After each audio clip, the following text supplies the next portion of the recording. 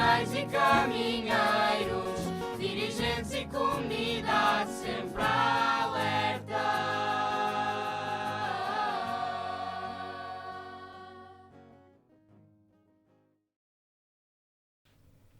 Bem-vindos ao 38 à Conversa, o podcast onde falamos sobre os convidados, o escotismo, aventuras, peripécias e aquele mítico arroz de atum que todos já comemos.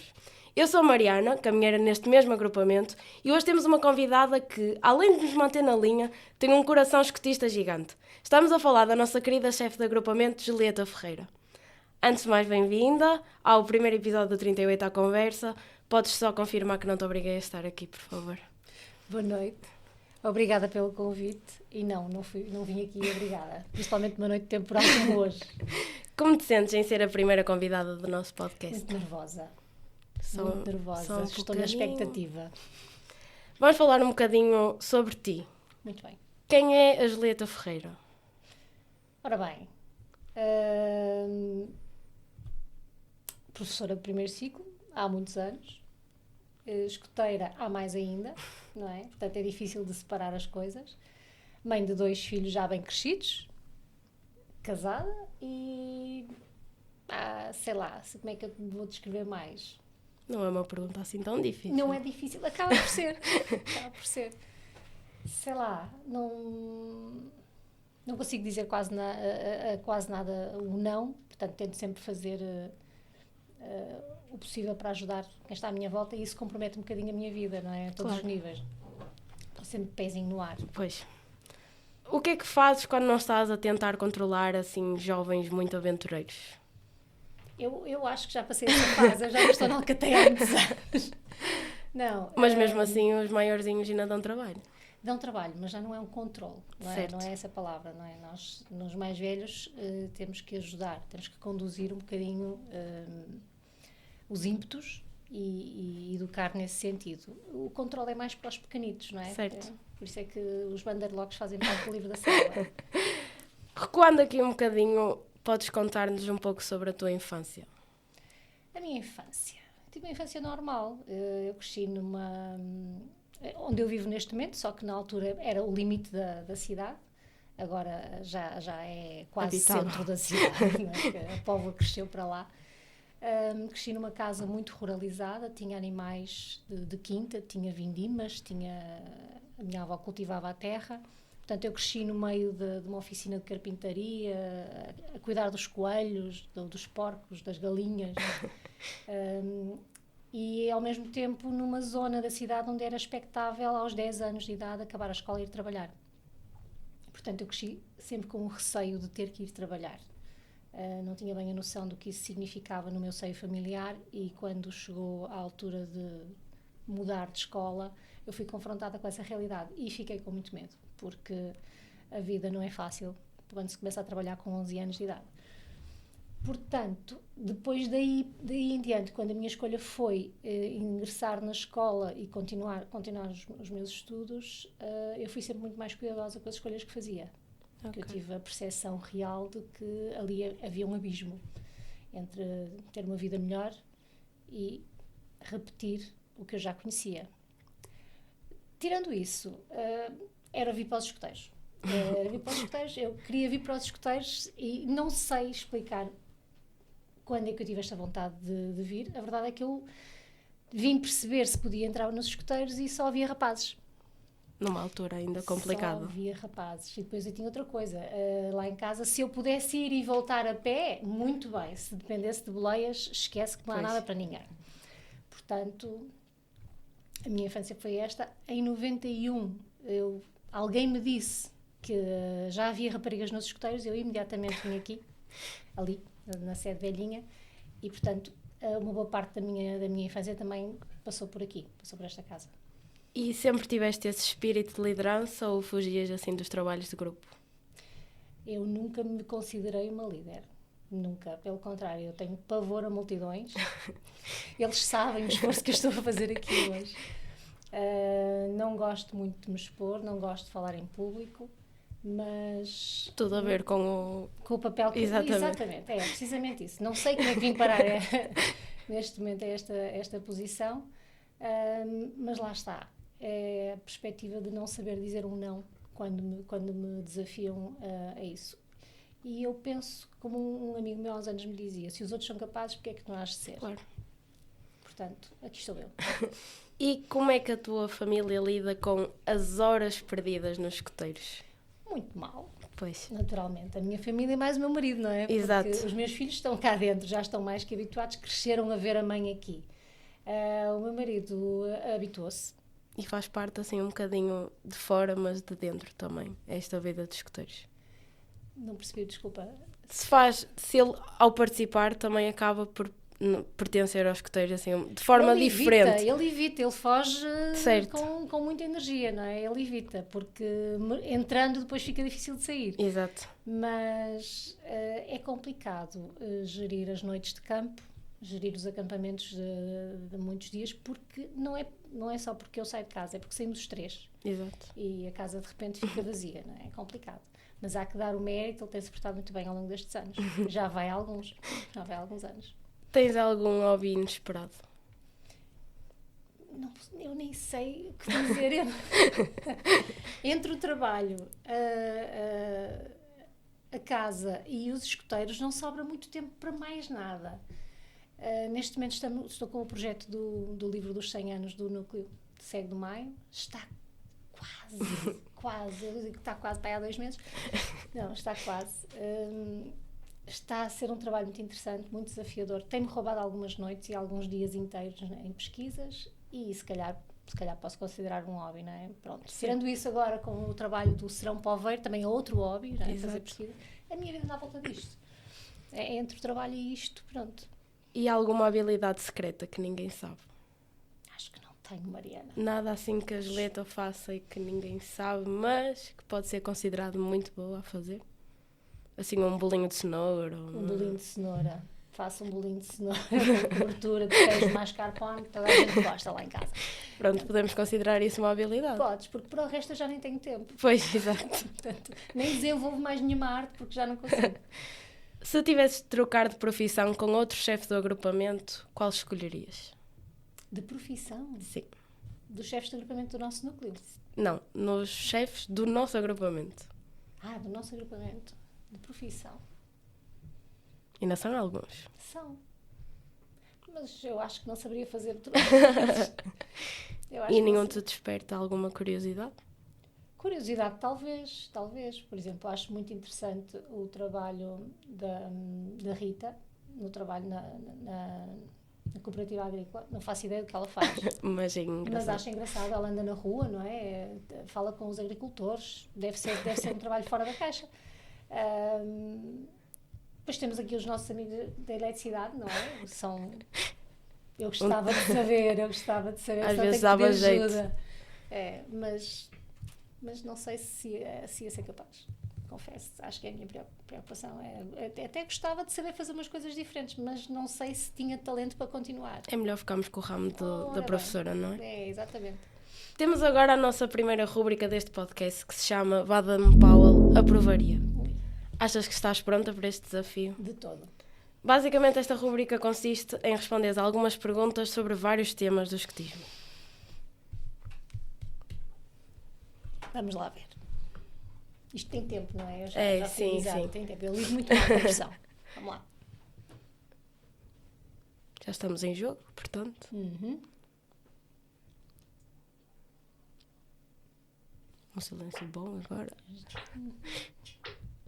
Portanto, a primeira pergunta. Quando nasceu o CNE em Portugal? 1923. Nem foi preciso ver opções, por isso... Oi! O nosso rato anda aqui um bocado confuso, mas já respondeu. Está-me a roubar tempo. Vamos à segunda pergunta, com muita pontuação já. Onde nasceu o CNE? Local? Em Portugal? Não, especificamente. Bragança, Braga, Porto ou Algarve? Braga, em Portugal. Sim. Roubar mais 5 segundinhos aqui. Batota. Quase nos 2.000 pontos já. O que significa impisa? O homem que come depressa, o lobo que não dorme, o homem que se deita para disparar e o grande chapéu. É azul. O lobo que não dorme. Sequência de respostas. Estamos Os on adversários fire. estão a perder. Verdadeiro ou falso? BP era conhecido pelo tamanho do seu nariz. Falso. Certeza? Queres bloquear? Nunca ouvi falar de tal coisa. É falso, Nunca portanto. ouvi. O nariz de BP, não. Muito bem. Podia ter. Podia ser uma Podia. característica secreta. Em que local foi a primeira sede do agrupamento 38? Do agrupamento. Sim. Na Rua de São Pedro. De certeza? Nem sequer aparece na opção. Do agrupamento. Rua Santos Minho, edifício dos Bombeiros da Póvoa. Sim. Das primeiras unidades. É a cor-de-rosa, sim. Está um das bocado primeiras trocado aqui, unidades. mas está tudo certo. 5 respostas seguidinhas corretas. O que é e o que representa esta imagem? A Rosa dos Ventos. Certíssimo. Certíssimo. A bússola estava ali para enganar. Estava. O primeiro chefe do nosso agrupamento foi o Padre Aurélio Martins de Faria. Não, falso. De certeza? 2 falsas. Absoluta.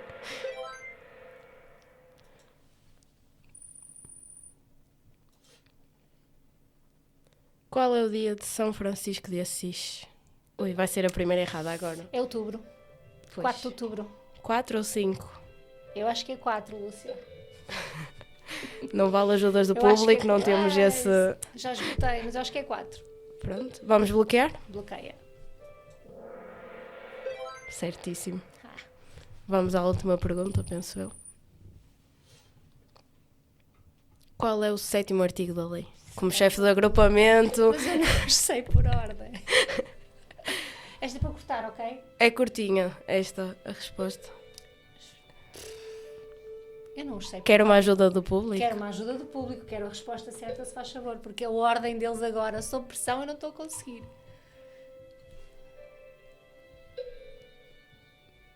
Quero bloquear? É Agora que obediente. teve... Muito bem, muito bem. Pronto. Bloqueia. Tinha piada Vai, se eu tenho agora que voltar a errasse. ser exploradora, porque a ordem deles já não sei, confesso. Pronto. Ficámos com uma pontuação de Perfeito. 8.000 e qualquer Com a coisa. ajuda do público, não é? Não interessa, mas... interessa. Se calhar os próximos convidados podem tentar bater... Cortar aquela parte da... Ok? Ele estava a dizer que sim, mas ele não vai cortar. Depois deste quiz e de uma vez que demonstraste tanto conhecimento sobre o escotismo, Eu sei, rio. falemos agora sobre a tua jornada escotista. Como começaste no escotismo? Já respondeste Mais a ou esta menos, não é? pergunta, mas queres adicionar alguma coisa? Não, eu Como é que posso- cresceu esta paixão? Olha, era mais uma... Ou foi só uma tentativa de sair de casa? Eu com aquela idade não tinha bem a noção de querer sair de casa, Certo. não é? Pronto, mas não, eu via os escoteiros na rua e quis sempre fazer parte, sem saber exatamente o que era, não é? Eu lembro perfeitamente que o dia em que eu vinha a primeira vez aos escoteiros, eu vinha da escola, da Flávio Gonçalves, de mochila às costas, e alguém me disse que eu podia passar na sede porque estava a haver reunião e eu podia entrar e pedir para entrar. E estava a chefe Felicidade na sede velhinha, na sala da Alcateia com a reunião das meninas, porque era um grupo separado, Exato. as meninas e os meninos.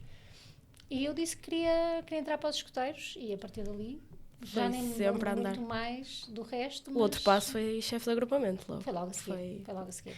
Então podemos confirmar que foi paixão à primeira reunião. Foi. E neste percurso todo, houve algum momento em que pensaste desistir? Eu pensar em desistir, propriamente não. A vida foi-me empurrando, como empurrar toda a gente, não é? No clã, com a faculdade e tudo mais, houve ali umas fases menos boas. Depois houve uma fase em que eu fui fazer comissão de serviço para a Alcateia. E a vida entre a Alcateia e o clã começou a ficar complicada. Entretanto, também fiz a partida e depois de fazer a partida fiquei na Alcateia mais uns tempos e depois saí, porque fui trabalhar para longe. E ao voltar não pensava regressar. Foi o Rui Viana que me foi buscar para voltar para o agrupamento em 2004. E eu voltei em 2005. Entretanto, a minha filha nasceu em 2006, eu saí mais um ano e de lá para agora, cá estou eu. Então podemos dizer que foi o chefe Rui Viana que deu aquele empurrãozinho para a volta. Foi, se não fosse o Rui eu não tinha voltado, a verdade é essa.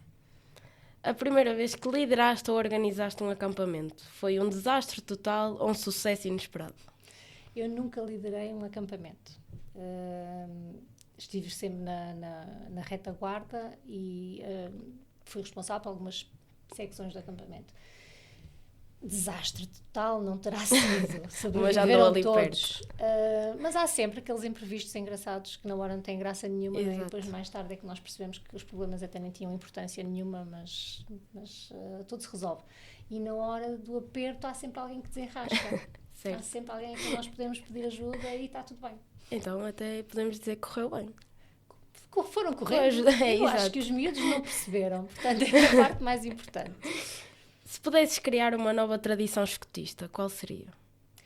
Olha, nova, se calhar não tenho, mas quando eu era miúda, nós fazíamos, o chefe Kim fazia questão de ir todos os anos ao monumento do Padre Aurélio e prestar homenagem. E naquela altura, confesso, nem compreendia muito bem o que estávamos a fazer. Depois, uns anos mais tarde, fomos percebendo que aquele monumento, não sendo um monumento escotista, tinha sido desenhado e projetado pelo Padre Aurélio, que foi um pilar do escotismo na Póvoa de Varzim durante muitos anos. Ele manteve-se no movimento quando a maior parte dos outros dirigentes foram saindo, gradualmente, não é? Ele ia com os rapazes aos acampamentos nacionais, ele liderou acampamentos nacionais, os campos da primeira secção, eles estiveram sob a liderança do Padre Aurélio, portanto é uma figura que não pode ficar esquecida mesmo. E nós com o tempo fomos perdendo esta percepção e esta tradição de ir ao monumento, de pôr as flores, lembrar a figura do Padre Aurélio, se calhar era uma coisa interessante de se recuperar. Gostavas de resgatar essa tradição. Passamos à segunda rúbrica do nosso podcast, Histórias na Mochila. Nesta rúbrica, o convidado é desafiado a contar-nos um dos momentos mais engraçados da sua vida pessoal ou a nível escotista. Se te sentires confortável para tal, podias contar-nos uma de cada. Bem, devia ter havido preparação para isso. Agora, de repente, como é que vou lembrar? Como é que me vou lembrar? Assim, uma que te fez rir muito. Se calhar é mais fácil a nível escotista, não? A nível escotista, tem algumas. Agora, sei lá. Um tropeçar no chão, num buraco, no meio do campo.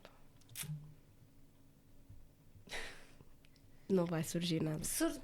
Olha, tivemos um episódio engraçado quando fomos com os pioneiros à Azenha da AFIF e estávamos lá em cima na Azenha e dois escoteiros foram subir um bocadinho mais o rio e passado um bocado ouvem-se uns barulhos muito estranhos, muito altos, não fazíamos ideia do que aquilo era, passou, o barulho repete e às tantas os dois descem pelo rio abaixo a gritar que tinham visto um javali e o javali vinha atrás deles e nós levantamos tudo para fugir, nada de javali, pronto, e a coisa ficou por ali. E tínhamos acabado de subir o rio e foi muito engraçado. O rio é baixinho no verão, não tem quase água nenhuma e a dada altura, em algumas partes do rio, a água vem até ao peito, fica pelos joelhos, portanto, a subida foi muito gira, é das atividades que eu guardo com mais carinho, foi uma atividade muito engraçada. E depois, claro, os acampamentos. O acampamento em que eu comi uns ovos estrelados azuis, porque, não é? Eu conto esta muitas vezes. A minha guia, na altura, cismou de fazer uma mesa que não era uma mesa construção, era uma mesa cavada no chão. Portanto, era uma vala, basicamente. Inovadora. Sim, muito inovadora. Fomos gozadas indecentemente pelos rapazes. Isto nos pioneiros, não é? Foi o acampamento de núcleo de ratos em 90 e tal, agora não lembro o ano. E eu tinha um emprego de verão e meu pai vinha-me buscar para ir trabalhar nessa tarde. Estávamos cheias de fome e eu tinha ido à equipa dos rapazes do chefe Carlos, porque ele cozinha muito bem, e eu tinha ido lá ver se podia passar uma garfada no arroz ou qualquer coisa assim. Eles estavam a cozinhar o arroz e o teste para ver se o arroz ficava bom era atirar para um pinheiro e se ele colasse estava com a consistência correta para... Estava perfeito. Ora bem, não partilharam o arroz deles comigo, correram comigo, não é? Naturalmente, porque eu era da equipa das raparigas. Eu cheguei à minha equipa e a minha guia estava a cozinhar. E eu cheia de pressa, porque eu ia trabalhar, não ia ter tempo para jantar noutro sítio. E os ovos queimaram na frigideira. Ora, os ovos queimaram na frigideira e ela, não tem problema nenhum. Saca da frigideira, enfia na bacia da água, passa-lhe o detergente, volta a passar e põe a frigideira outra vez ao lume. Um bocadinho de óleo. E os resolveu ovos tudo. ficaram azuis. E nós comemos. E estavam bons? Porque a fome... estavam deliciosos. Deliciosos. Já estou a imaginar que sim. Portanto, não, há muitas histórias destas, não é? Há muitas histórias Acredito. destas. A rúbrica seguinte é o nó da questão, no qual o convidado recebe um desafio relacionado a nós escotistas. Em primeiro, vou-te perguntar qual é, para nos contares um momento em que um nó ficou bem feito ou mal, mas que te estragou ou salvou o dia. Não me lembro muito bem. De Nenhuma nenhuma ocasião situação assim- Não, lembro-me de uma vez, acho que nos Exploradores, ou Pioneiros, já não sei muito bem, nós montamos a nossa mesa e um rapaz veio e abanou-a toda. Eu fiquei com vontade. Ela não estava robusta, mas para um acampamento de 4 dias estava ótima. Exato. Ao fim do 4º dia era para desmontar. E ele chegou lá com aquela vontade toda de mandar ao chão e abanou a mesa toda. Eu estava a ver que aquilo não se ia aguentar. Mas não, a mesa Aguentou, então, porque estavam- E nós sacudimos o moço dali para fora. Porque... E continuou intacta até ao 4º dia. Quase. Pronto. Não era para me Portanto, contarmos esta não parte. estavam muito bem feitos, não é? Mas serviam para o que era. Agora tens aqui uma corda Uhum. e desafio-te a fazer o nó direito. O nó direito, eu acho que Um nó fácil Sei. para a primeira convidada, Para a tinha que primeira. ser... Acho bem. Depois o Sim. grau de dificuldade vai aumentando, não é? Muito bem. Eu ouvi dizer... Tá? Está errado. Está errado, nada. Pode Tá mostrar bem, ali tá. para a câmerazinha que está... Está bem, fazem um zoom. Este está. Muito obrigada. E para fechar esta rúbrica, gostava que nos dissesses qual é o nó que melhor representa a tua jornada escotista. E porquê? Difícil. Não. Só um bocadinho. Olha, eu gosto do nó da salvação. Eu gosto do nó da salvação porque é um nó que eu aprendi a fazer com o corpo, porque é um nó que, se não o fizeres em ti, é mais difícil de fazer. E eu acho que no escotismo nós temos que dar o corpo ao manifesto, temos que estar presentes e, de outra forma, o escotismo Certo. não é válido. Portanto, nó de salvação, se calhar. Ok. E assim desatamos mais uma rúbrica de O Nó da Questão. Espero que tenham gostado e que os vossos nós nunca fiquem soltos. Aproveitamos agora para fazer um agradecimento especial ao nosso patrocinador Uniprint, que produziu estas bonitas canecas. Se quiserem alguns artigos idênticos, contactem a Uniprint nas redes sociais e o link vai estar também na descrição. Agora, sem um momento um bocado de patrocínio, voltando um bocado ao teu papel de chefe e a vida entre planos, pais e jovens, qual é o verdadeiro trabalho de uma chefe de agrupamento que ninguém vê? Gerir adultos. Gerir adultos, porque o plano escreve-se no papel e todos trabalham para ele. A grande dificuldade nestes anos tem sido mesmo compreender as dores do outro e criar empatia de maneira que as pessoas criem laços entre si e não rupturas. É a parte mais difícil. Não é impossível. Certo.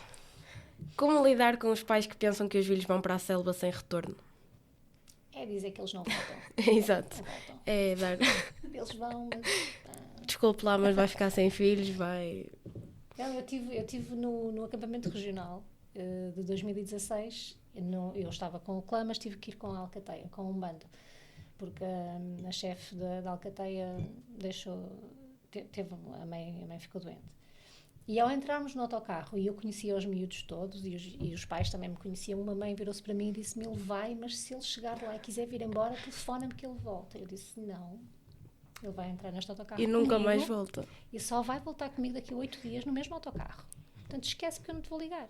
Exato. Entrou em pânico. Não me digas uma coisa dessas. Todos os dias, de manhã e à noite, eu mandava um e-mail, porque não havia WhatsApp, graças a Deus, mandava um e-mail para os pais com uma fotografia a dizer bom dia e boa noite. E já aqueles era o sorrisos suficiente. estavam chapadinhos de manhã e à noite. Foi o suficiente. Depois, nos últimos dias, deixei-os telefonar e, curiosamente, aquele menino não queria ligar para a mãe porque não precisava. Estava tudo bem. A mãe é que estava A preocupada. mãe é que estava pior que o filho, claro que sim. O maior desafio de gerir um agrupamento?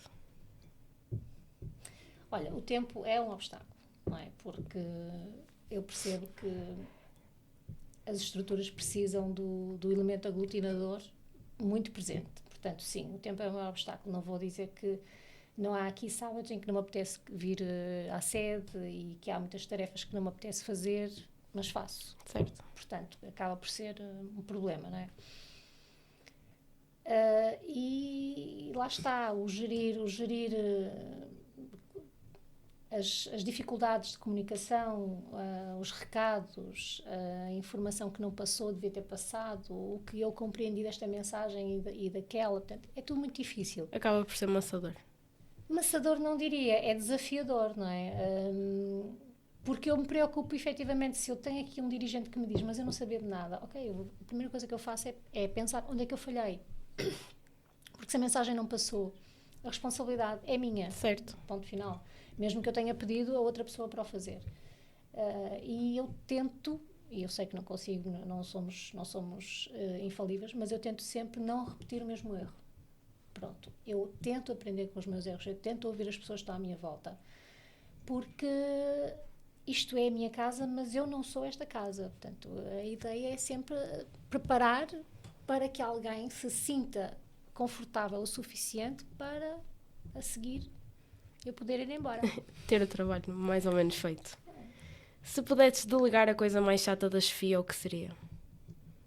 A coisa mais chata é marcar as reuniões de agrupamento e liderar as reuniões de agrupamento, porque eu sou muito desorganizada. Eu sou muito desorganizada. E depois alguém diz, temos que falar disto. Pois temos, eu esqueci-me. Depois alguém diz, temos que resolver aquele problema. Pois, é verdade, temos, eu esqueci-me. Portanto, esta gestão da agenda é o meu calcanhar daqueles. É onde eu tenho mais dificuldade. O que faz um chefe ser inesquecível para os escuteiros? Olha, quando nós somos miúdos, da minha experiência, é o chefe que mais nos maltrata. Não quero ser mal interpretada, mas aqueles chefes de quem nós nos queixávamos, que faziam as atividades mais difíceis, que eram mais intransigentes, que eram mais exigentes connosco, que nós sabíamos que se pisássemos aquela risca, íamos ouvir um raspanete, são os chefes de quem nós nos lembramos até hoje. Então é porque marcou. Todos eles, todos eles. Como manter a paciência quando um acampamento se transforma num caos? Respirar fundo. Contar até 10. E pegar na ponta. Normalmente é ir ter com os líderes e perguntar o que é que precisas, não é? Se isto fugiu de controle, o que é que precisas? Ok, vamos aí. Um problema de cada vez, um fio de cada vez e a coisa compõe-se. E respirar ainda mais fundo. Muito, respirar com muita serenidade. Não adianta entrar em stress, Exato. porque o caos já se instalou. O problema já aconteceu, agora é preciso resolver. Agora a nossa última rúbrica, lenço, nó ou confusão. Eu vou fazer algumas perguntas e as respostas têm que ser rápidas. Eu não lido bem com isto. Posso começar? Podes. O melhor lanche de sempre num acampamento. Lanche. Qual seria o teu nome de código escotista se estivéssemos numa missão secreta? Ou o teu totem? Não te esqueças. Um famoso que gostarias que se juntasse ao agrupamento. Ok? Desculpa. Um famoso que gostarias que te juntasse a um agrupamento. Olha, o Zé Canário, adoro. Qual o pior erro que um escoteiro novato pode cometer? A cortar-se com canivete. Pronto, já acabou. Ah, Já foi só pode ser isto? bem. Ok. Foi fácil. Que era para não haver muita pressão. Pensa. Portanto, agora estamos a chegar assim um bocadinho ao final.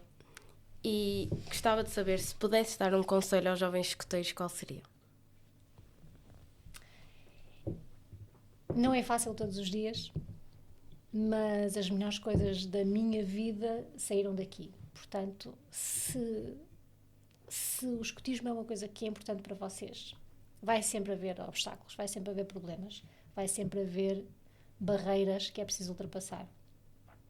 Que não se desista à primeira, nem à segunda, porque a vida está cheia de barreiras. E a verdade é que estamos nisto há 100 anos e por alguma razão continuamos a crescer. O escotismo é uma fraternidade, no verdadeiro sentido da palavra.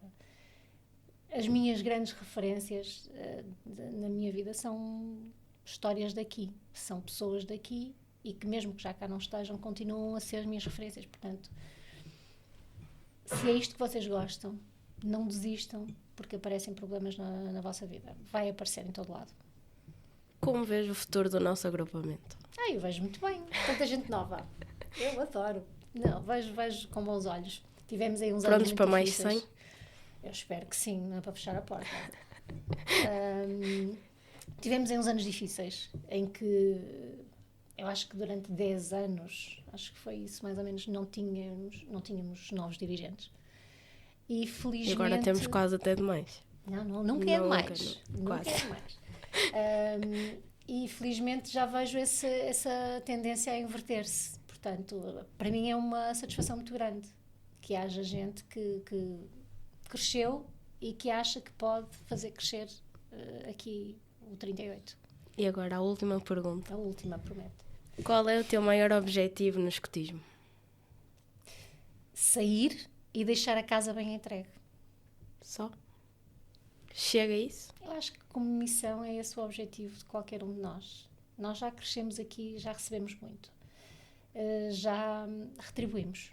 E agora queria muito poder chegar um dia a uma mesa de reuniões e dizer: meus senhores, no próximo ano eu vou embora, e ter a certeza absoluta que não faço falta. Eu digo isto muitas vezes, gosto muito de não fazer falta. Portanto, por alguma razão será.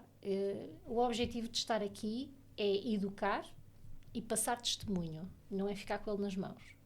Portanto, Falta de fazer que não seja para depois dizer que é do chefe que deixou a marca nos outros. eu acho que deixei algumas. Não sei se foram as melhores. Espero que não seja pela teoria que... Não, eu acho que deixei algumas. Tenho umas histórias, crianças que, pronto, que já são agora adultos e que dizem que eu os traumatizei em crianças. Disparates. Falso, tudo falso. Antes de nos despedirmos, gostava de te mostrar a fotografia que tiramos no início e gostava que pudesses assinar, porque a partir de agora vai fazer parte do nosso cenário, ali à beira da Flor de Lis, Ok. embaixo nessa coisinha branca. Oi? Não é a melhor caneta para escrever. Não, mas podemos repetir depois. Tá bem. Fazemos assim. Obrigada. E para além da fotografia, que vai ficar guardada no nosso cenário, gostávamos de oferecer esta lembrança, que tem o logotipo do nosso podcast Muito bem. e o teu nome gravado, para recordar-nos sempre um bocadinho. Muito obrigada a todos. Foi um gosto iniciar este vosso projeto e quero dar os parabéns à equipa da comunicação, porque a vossa iniciativa e a vossa vontade de fazer mais, este cenário que está qualquer coisa de extraordinário, é de louvar. E por isso é que eu fico sossegada por pensar que um dia destes eu digo: tá bom, já chega, venham os próximos, e fico muito, muito bem. Fico muito sossegada mesmo. Muito obrigada por esta conversa incrível. Espero que tenhas gostado e que os ouvintes tenham divertido tanto quanto nós. Se curtiram o episódio, partilhem com os escuteiros e fiquem atentos aos próximos convidados. Até à próxima e sempre alerta!